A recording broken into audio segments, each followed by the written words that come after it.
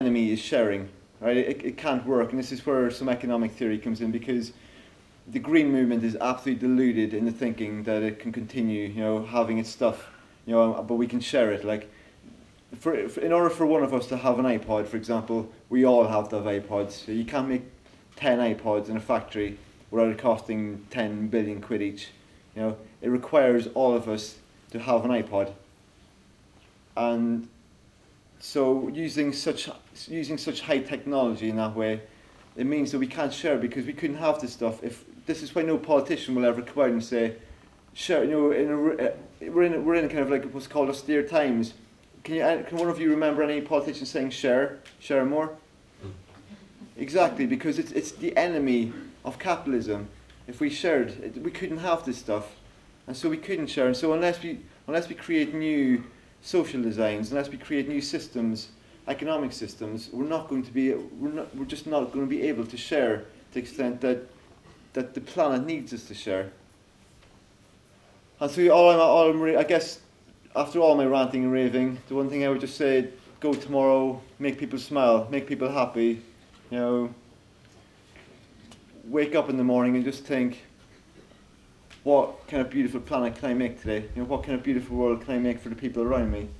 How can I spread a bit more love into the world? How can I spread a bit more peace and joy to people, and stop thinking how much can I get, and just see the world around you change. Thank you.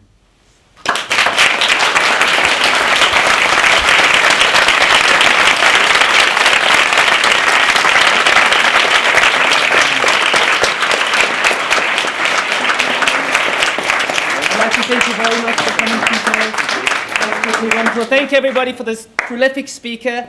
And I hope we can all take something back. We're going to be sending a collection around, so please do share. We can do a Q&A session too. Yeah. Oh, we do a Q&A session. Okay. Don't go anywhere. Can I just add something to what Mark has just said? He was talking about dependency.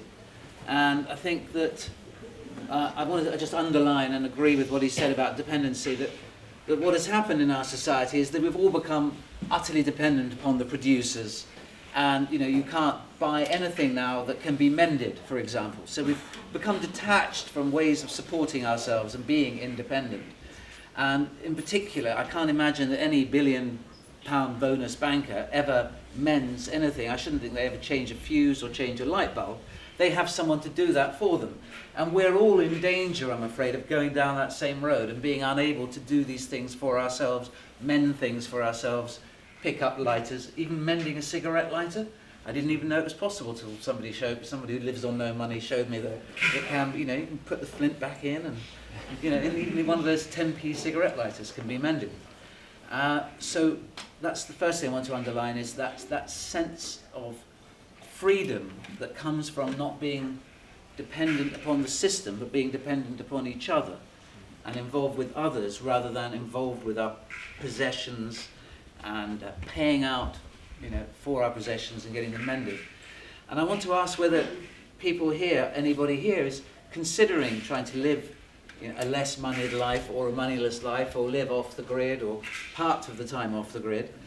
And if you are, then please will you go to a website that I run called landbuddy.com, where you can, it's a Google Maps mashup, landbuddy.com.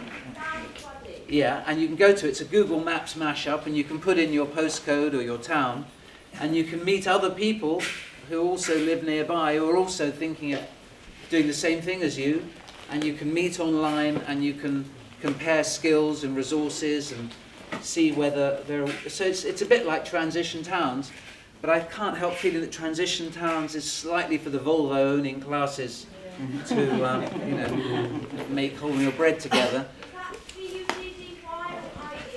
DDY, landbuddy.com.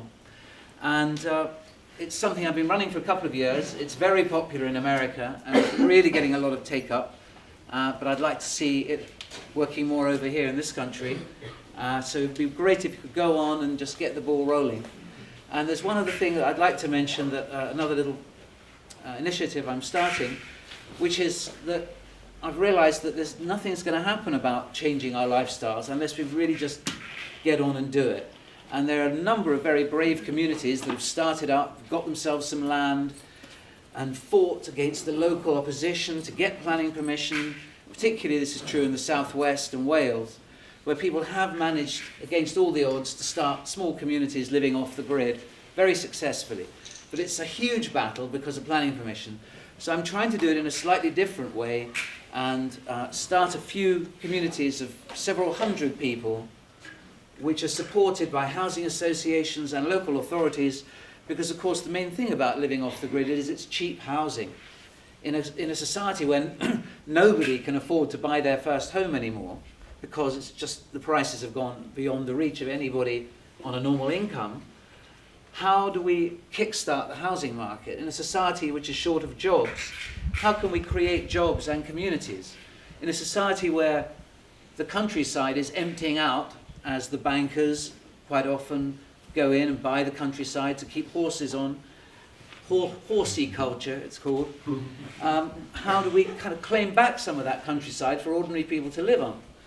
So I'm trying to put together a group of people, and I'm talking to local councils who possibly will welcome the sort of eco-community coming in on greenfield sites, on green land. Even though there are certain ethical issues about it, something's got to be done to house people and create jobs and bring life back to rural communities. And so if there are people here who'd like to talk to me about that afterwards, looking for all sorts of skills from architects and people who can fill in forms and apply for things, and website designers, electricians, builders, all of those skills. So I wanted to say thanks for that, and if there's anybody here who'd like to mention to come and talk to me about afterwards, that'd be great.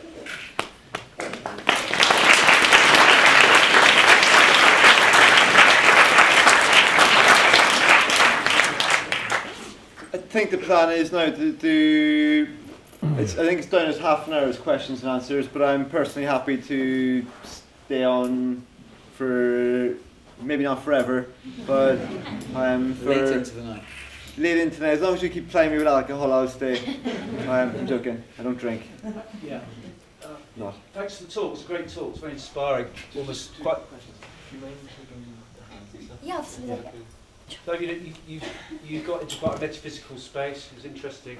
But I did come here hungry today to hear about how you live without money, and I feel slightly like, I want a bit more. I'm grasping for some pointers, because I've looked into it as many people. We're preaching to converted here to an extent, obviously, and many people, like myself, have thought about it for many years and have tried various things. But the thing is that in this country, different to the USA, there's not much room.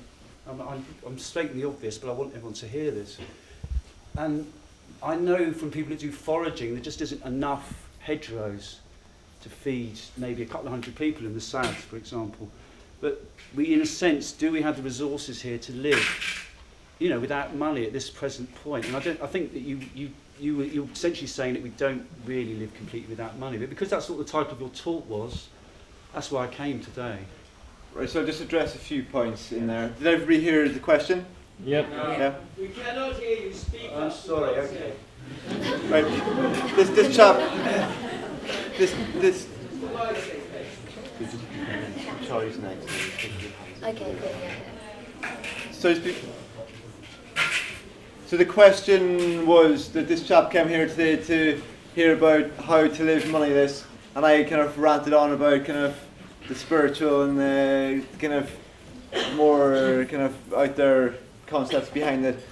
My response to that is that the reason I do that now is because unless you understand why we should go living, or why we could go living without money, there's no point talking about compost toilets and the like, because the vast majority of people aren't going to ever.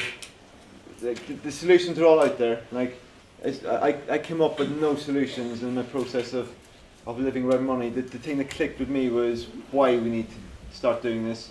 So I kind of mainly speak about the why in talks. I often do talks that go on for 2 or 3 hours, and about an hour of that is the kind of philosophical, and then the second and third hours are the how. And if I had that time, then I would definitely be going in a lot into the how. But as you can appreciate, in 30 minutes, moneyless living is life. It's if everybody here would have a different question, but It's DIY culture and community and small scale operations, really, isn't it? to answer your question about food, for example, foraging, for me there's it's what I call kind of like a semi-wild, like forest gardening, for example. This would take an entire redesign of society in terms of using all the land we have to grow forest gardens, but it's not completely wild, but once you actually establish them, they take on a bit of a life of their own, and they're very, very productive per acre. And research done on land use, if we were to feed, there's 61 million people in the UK, and there's something like 54 million acres of arable and woodland. And so that's roughly 0.9 acres per person. So if we were to start with that as a starting point and go, okay, how are we going to design this country to be self-sufficient for our food and our kind of basic needs, then 0.9 acres per person is actually quite a lot of land in which to meet those needs. And I think forest gardening, for example, no-dig permaculture approaches are all really tools that we can use in order to live moneyless. The big problem is that there's zero political will or zero social will to do that at the moment. But I think if every single person in this room can go out and spread new cultural